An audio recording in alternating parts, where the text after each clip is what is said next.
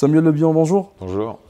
Aujourd'hui, on vous reçoit dans le cadre de votre visite au Festival international du film de Marrakech.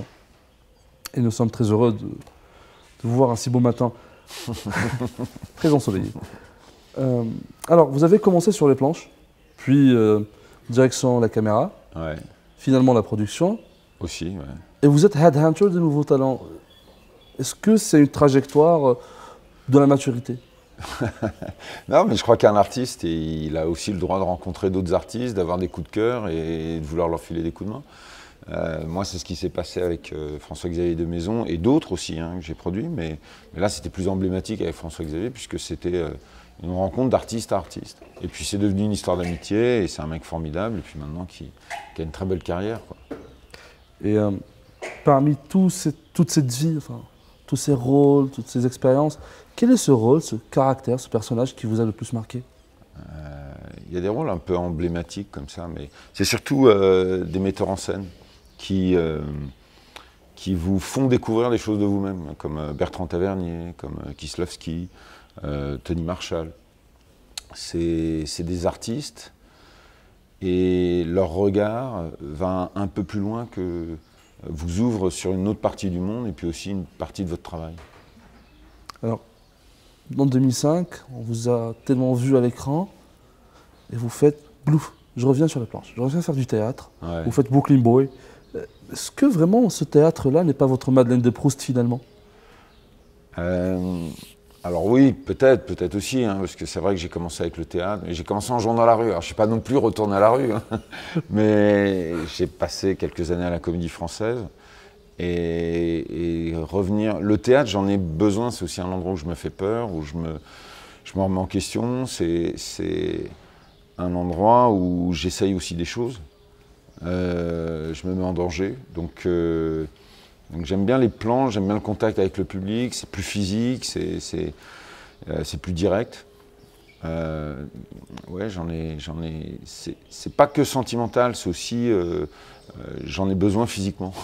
Alors allez-vous y revenir bientôt? Ouais, là, au fin janvier, je suis au théâtre. Non, j'y retourne régulièrement, ouais, je fais une pièce tous les 2 ans à peu près. Et là, c'est une pièce de Laurent Chalumeau qui s'appelle Les discours d'une vie, c'est avec Pascal Demelon. Et c'est assez difficile parce que c'est des discours, et à travers les discours, on raconte le destin de 2 personnages, une histoire d'amitié, et c'est surtout réussir à capter le public. Mais il y a beaucoup d'humour en même temps, c'est assez malin, c'est très écrit, mais il y a un enjeu parce qu'on est tout seul sur scène face au public. Donc il faut emmener la salle. Alors, à part cette pièce de théâtre, qu'y a-t-il dans le pipe? Il y a toujours Alex Hugo, qui est une série que je fais pour France 2, qui cartonne. Et ça fait du bien, ça fait plaisir. Je pense que c'est un personnage qui me va bien, je suis à ma place. C'est un flic de la BAC de Marseille qui a tout plaqué, qui est parti se retirer à la montagne.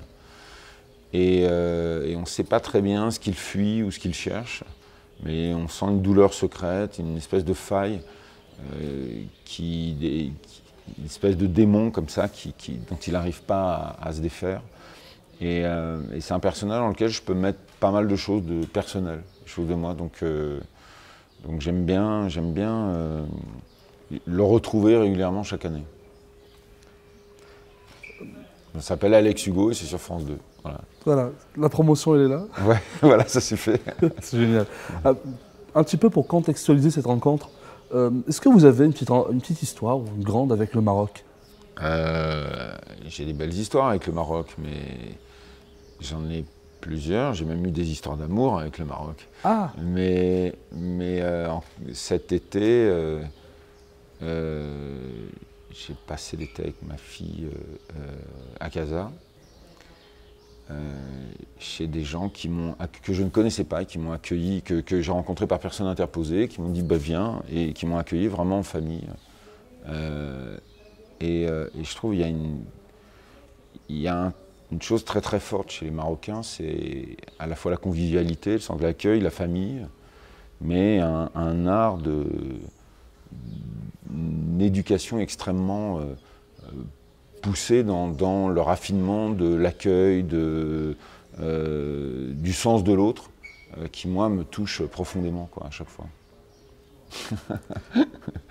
Non, mais Parce que cette question-là, en réalité, vous êtes quelqu'un qui vient parce que vous êtes quelqu'un qui adore voyager. Vous le faites tout le temps. Ouais, je voyage beaucoup. Ouais. Voilà, et ces voyages ne sont pas que des voyages touristiques. Ben, j'aime bien rencontrer les gens en fait. Quand je voyage, je vais toujours chercher l'inconfort pour connaître un peu plus le pays. C'est vrai que quand je suis allé en Afrique ou même en Amérique du Sud, tout de suite j'ai cherché à aller dans la jungle. Je voulais, donc c'est la nature, c'est aussi le rapport à la nature et le rapport aux gens qui sont proches de la nature. Est-ce dans ce sens que s'inscrit votre engagement caritatif? Alors ça c'est autre chose, c'est plus de responsabilité personnelle puisque quand on arrive à une notoriété, l'intérêt c'est de pouvoir aussi en faire bénéficier des causes. Et il y a des gens qui travaillent sur le terrain, qui font un travail formidable et qui ont besoin d'aide pour recueillir de l'argent. Et c'est vrai que c'est là qu'ils font appel à des personnalités publiques. Et c'est vrai que donner du sens à sa popularité pour ça, pour aider les causes, et surtout, alors évidemment, les bénéficiaires, mais aussi surtout les gens qui bénévolement font un travail magnifique sur le terrain, bah, c'est pas mal de pouvoir créer une espèce de chaîne de solidarité. Ce qui est génial dans notre rencontre aujourd'hui, c'est que je ne vous connaissais pas bien, à part vos rôles, enfin, à part la personne que je vois à l'écran. Mais en découvrant que vous voyagez, que vous avez rencontré, l'engagement et tout ça, il y a une question qui était obligée. Ouais. Ouais, elle était là. Ça me fait peur. Elle s'imposait. Non, rassurez-vous. C'est par rapport à cette année 2016, en fait. Ouais. Elle était tellement riche, tellement imposante en événements, que je m'interroge. Quel était celui qui vous a le plus marqué aussi? 2016, qui a été l'événement majeur qui m'a le plus qui a le plus d'impact sur vous? L'élection de Donald Trump. Je me demande quel impact ça va avoir sur le monde et sur même la politique française aussi. J'ai eu le sentiment, par rapport à tout ce qui avait été gagné grâce à Obama, les efforts sociaux, une idée de tolérance, de revenir sur sa propre histoire, parce que les États-Unis ont cette force-là de pouvoir se re-questionner, s'auto-analyser et de revenir sur leur propre... c'est-à-dire que c'est un pays qui a pratiqué l'esclavagisme et qui arrive à avoir 150 ans plus tard un président noir.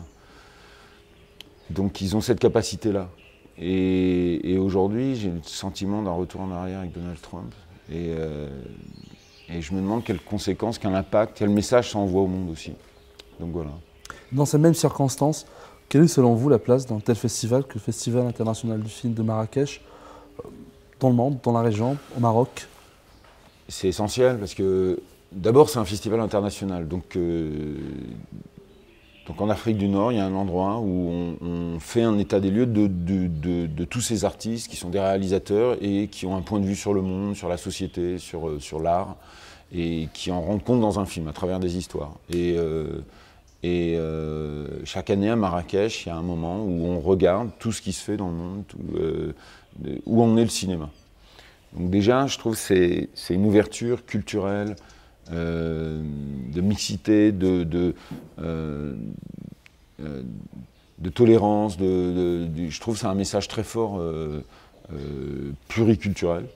Donc je trouve que c'est aussi déjà la force du festival. Et puis ça donne un regard très international sur le Maroc. Et je trouve que c'est vraiment la force du Maroc, c'est d'être pas seulement tourné vers l'Occident, mais vers les États-Unis, vers le monde entier. Donc voilà. Merci beaucoup, Monsieur Le Bihan. Merci à vous. C'est génial. Ouais, vous aussi.